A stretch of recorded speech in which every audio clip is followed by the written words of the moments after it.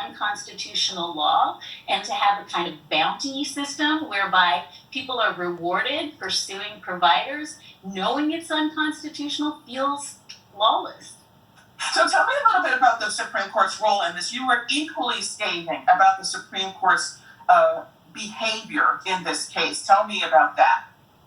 Probably the single most important thing that seems really hyper-technical, but it's urgently important, Michelle, is that this happened on the so-called shadow docket at the Supreme Court. So there is a regular docket. It's the thing that I usually cover as a Supreme Court reporter. The court starting the first Monday in October. Here's cases that come up through, they percolate through the lower courts. An appeals court will rule. There's a trial record. There's an oral argument. There's briefing. All of those things happen in regular order. The court also has an emergency docket, right? And this is where a lot of death penalty cases come up. This is when there isn't time to let it percolate through the courts. The urgently important thing is that in the last few years, the court has started using the so-called shadow docket, not just for emergencies, but for voting rights cases, for death penalty cases. We saw a whole bunch of it around COVID orders, shutdown orders, where people said, we don't have time to argue this case and let it work through the system because we're being forced to stop praying now. And the court has overwhelmingly used the shadow docket in recent years to reward, for instance, Donald Trump, some of Donald Trump's laws, and said, oh, this is exigent, we have to do something right now. Just a few weeks ago, the court did away with the eviction moratorium on the shadow docket. So they did this on the shadow docket at midnight, in the dark of night, without briefing, without lower court argument, without an appeals court record. And that's the really pernicious thing here. There is a regular procedure at the court that is open and transparent. Here we had less than 2 pages, a page and a half, one paragraph of analysis from the Supreme Court, essentially saying, we don't think anybody has standing to sue. We don't think anybody can win. So good luck, Texas. And to do that late at night in one paragraph, even Chief Justice John Roberts, who voted with the 3 liberals dissenting in this case, was horrified at the ways in which something so radical, so unconstitutional could be passed in the dark of night without reasoning, without rationale. Given that the providers are the ones who went to the Supreme Court asking for this emergency injunction, in this case to stop the Texas law, what's your chief objection to their using the so-called shadow docket for this purpose? I think that the problem is that it gives the Supreme Court perfect discretion to determine what an emergency is.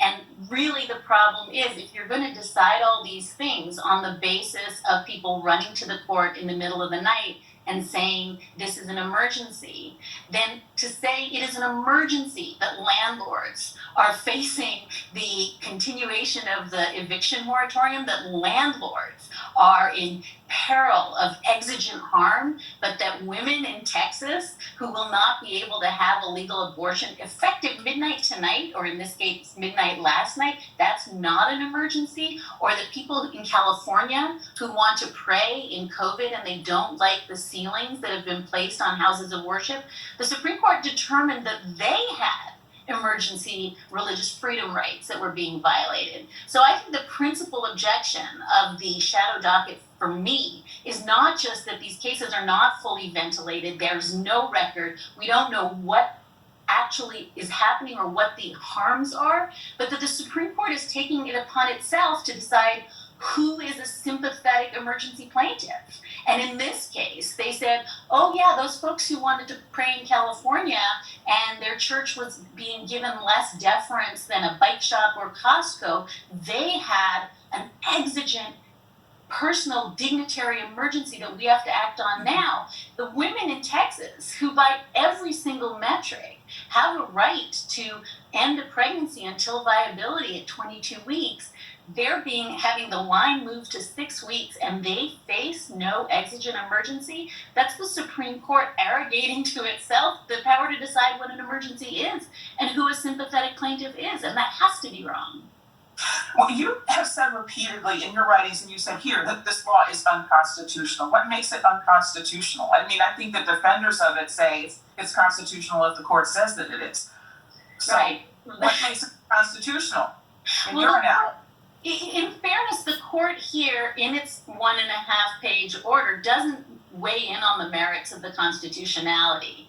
And in fact, the unsigned order goes to pains to say we're not making a decision or a declaration about the constitutionality of this. We're just making a decision about whether this is an emergency and whether the court has jurisdiction to grant relief. So you're quite right. It is up to the court at some point to be the arbiter of what is constitutional. But if the court cares about precedent and stare decisis and the notion that when they say a law is the law, then Roe v. Wade is still good law and Casey is still good law. And any pre-viability abortion ban, any ban pre-22 to 24 weeks is per se unconstitutional. As I said, the court has a chance to look at that again in this Mississippi case, Dobbs, that's on the docket for this term. If they want to end Roe v. Wade by, actually assessing the law and making a constitutional determination, they can and will likely do that. The question is whether this was the vehicle to start to chip away at Roe. Conservatives have made three arguments, basically. I'm going to put them in basically three buckets. The first is that people who are criticizing this bill are pro-abortion zealots. So therefore, it's really a matter of whether you agree with access to abortion or not. The second argument is that abortion is bad, so it doesn't matter. In essence, the means are irrelevant to defend the goal, right? If the goal of eliminating abortion or discouraging it severely is so important that it doesn't really matter. But I want to focus on what I've observed is a sort of a legal argument made by conservative legal writers. Their argument is that Roe v. Wade was a garbage decision. It created a right that does not exist. So this might be an equally tortuous garbage decision, but so what? That the two cancel each other out. You've seen that, right? So what is your response to that? I think my response to all three buckets of arguments is that you could say all of the same things about guns, right? You could certainly say that the kinds of gun cases that are being pressed, again, that will be heard this term at the Supreme Court, are being made by pro-gun zealots. You can say that it doesn't matter what the law is, guns are bad, that having semi-automatic weapons in the hands of everybody who wants one in a Walmart is bad, and that the decision that said that there is a personal, individual Second Amendment right to bear arms to defend yourself is a garbage decision. You can say all those things about anything that you don't like.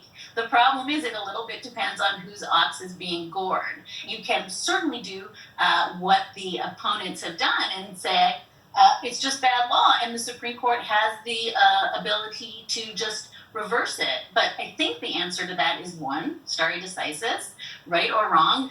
And furthermore, I think I would say that the idea that Roe is a garbage decision when it is in fact the cornerstone of so many privacy, dignity protections that came after is a really worrisome road to go down. If you are going to do away with Roe, you're also doing away with what? Griswold, the right to use birth control within a marriage. So I think it's very, very dangerous to say that precedent doesn't matter, because what that argument leads to, and this is for me the chilling thing, is pure power. What you're saying is the law is what 5 people say the law is, regardless of centuries of precedent. And that really isn't a legal argument, that's a pure power argument. I'm wondering if there's a way in which this could have been anticipated. I mean, do you think the administration and the pro-choice advocacy community were caught flat-footed here? And if so, why?